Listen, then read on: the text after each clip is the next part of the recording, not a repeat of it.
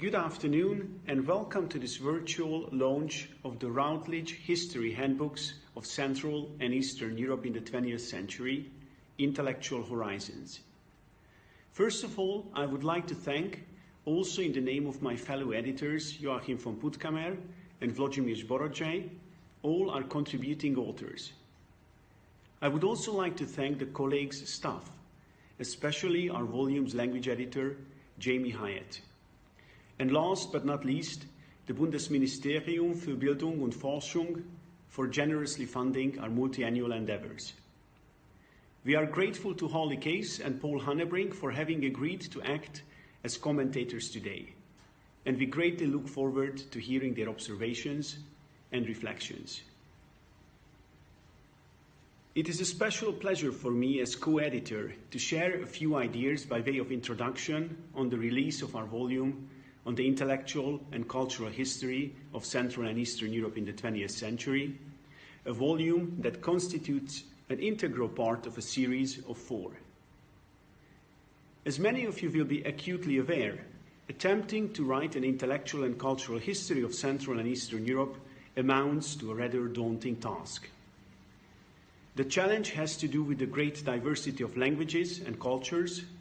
the rather uneven exploration of various corners of our region by earlier generations of scholars, and also the relative underdevelopment of academic institutions within Central and Eastern Europe that pursue comparative and transnational agendas on a regional scale. The editor of Volume 1 in our series, Stanislav Holubec, and I used to emphasize during our numerous conversations at the Kertész College that whereas the volume on violence or the one on the challenges of modernity in our series had several precursors towards which these volumes could orient and whose narratives they could try and reconsider. Think of recent monographs on histories of violence by the likes of Timothy Snyder or Omer Bartov, or think of the massive socioeconomic history overviews penned by Ivan Berend or Béla Tomka. Our volume in intellectual and cultural history rather needed to rely on recent and ongoing projects in specific thematic areas to develop a new kind of synthesis. A synthesis in the shape of a handbook consisting of large thematic chapters containing 20,000 to 30,000 words each that would hopefully prove a useful resource for graduate students wishing to broaden and deepen their knowledge, and that fellow academics might also benefit from consulting, and one that might even perhaps help them develop some new insights. To attempt to accomplish these aims, a truly daunting challenge for a junior scholar like me, freshly out of PhD, we chose to restrict our focus to 6 areas, namely those of political thought, history writing, literary, visual, and religious cultures, and the issues surrounding the conceptualizations of space and regionality within and regarding Central and Eastern Europe. We wished to reach out to some of the most accomplished authors in the just mentioned areas who were not only familiar with the relevant scholarly literature in a host of languages, but also with the essential primary sources from across our diverse region. I'm confident that the more than 1,500 footnotes in our volume attest to both. Having said that, we were aware from the very beginning that other important subjects, such as the histories of philosophy, music, architecture, or the natural sciences, would merit similar attention and treatment, but that it would have proven too much and probably also too early to try to include them. In Oniko, Balázs, Diana, Maciej, and the 2 Johns, we have found not only the ideal contributors to illuminate our 6 subjects, but also an exciting team whose members have employed diverse approaches to develop arguments and reach original conclusions. Without meaning to appear in any way partial, I ought to mention that at least for me personally, I'm unfangbar Balázs Trencsényi. It was in his graduate classes at the Central European University in Budapest that I first had the chance to engage with the comparative and transnational intellectual history of Central and Eastern Europe, classes that opened many windows for me, just as for many of my fellow students. It was also through Balázs's classes that I first met Diana Miskova, and that I discovered John Neubauer's co-edited volumes on literary cultures and Maciej Górny's comparative studies in the history of historiography. To simplify matters a bit, we then only needed to connect Jena via Warsaw and Amsterdam, as it happened, with the state of California, to add, through excellent contributions by Oniko Imre and John Connolly, the coverage of visual and religious cultures to our volume. What I have just said already shows that we were keen on having authors from countries further west,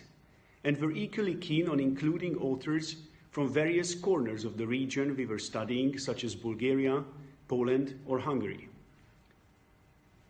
A central aim of our undertaking has indeed been to substantially challenge the underrepresentation of Central and Eastern Europe in nominally encompassing discussions of European cultural and intellectual life in the 20th century.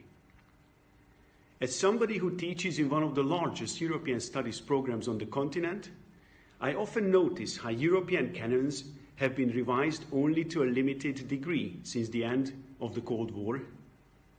which in turn hinders recognition of the role our Central and Eastern European suburbs have played, not only in shaping recent European history, but also in providing essential reflections on key issues. It is my hope that our volume may also offer some guidance in how to tackle such sustained imbalances. In the second part of this brief presentation, let me say just a few words on individual chapters from the admittedly subjective perspective of a co-editor. Our volume opens with Diana Miskova's chapter on where and what Central and Eastern Europe might be, a chapter that not only displays impressive erudition in a host of disciplines, but through its re-examination of various regional analyses, it also connects to the concerns of all 4 volumes in our handbook series. More specifically, Miskova explores the spatial and semantic instability of regional imaginaries, the interconnections between national and regional mappings, as well as the strange disconnect between internal and external regionalization attempts that characterized much of the 20th century. In his subsequent chapter, Balázs Trencsényi offers an accessible introduction to an enormous range of political thought, narrating a story of human fragility and resilience, and reflecting on patterns of exclusion, but also of emancipation.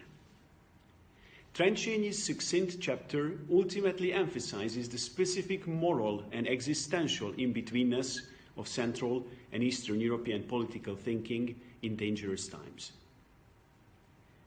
The late John Neubauer's chapter, co-authored with Guido Snell and the late Endre Bojtár, offers a delightful and often amusing narrative that depicts artistic creativity in the 20th century, highlighting the subversive potential and utopian horizons of several major, including some largely forgotten, literary achievements. We are greatly honored to be able to publish the last major text of a great literary scholar in our volume.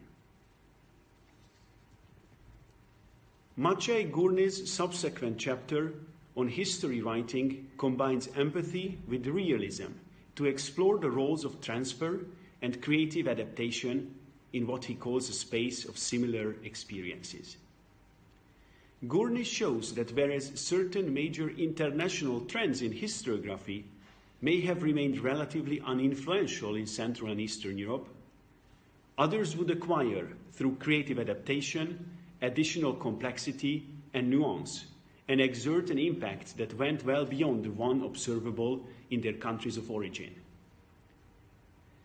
In his chapter on religious cultures, with a focus on Christianity, John Connolly reflects on the distinctiveness of Central and Eastern Europe when it comes to religious beliefs and practices and their connections to national identities.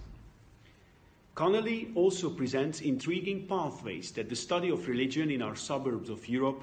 may contribute to and help rethink global debates on modernization and secularization. Last, but certainly not least, Imre Aniko's perspective-shifting approach to socialist television removes the Cold War lens that defined so much of earlier writing on her subject to place this intriguing piece of history into national, European, and global frames.